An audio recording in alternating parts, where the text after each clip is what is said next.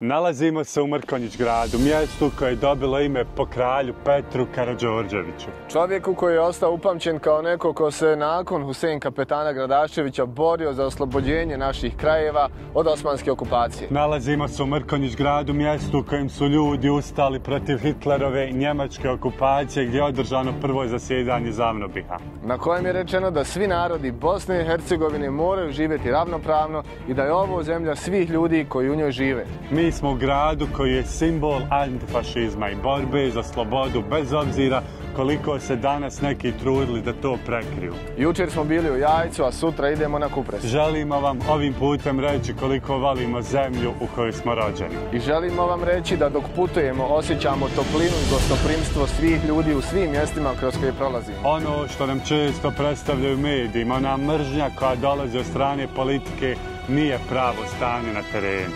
Želimo reći kako istinski vjerujemo da bez obzira koliko nas ovi prolazni likovi svađali i dijelili, da nikada, ali nikada neće uspjeti uništiti ono za što su se svi naši preci koji su bili na pravoj strani historije borili. A to je da živimo zajedno, slobodno na našim ognjištima. I čuvamo i gradimo našu Bosnu, Srbiju, Crnu Goru i čitavu regiju. Kako za nas, tako i za nove generacije koje dolaze. Kontaž.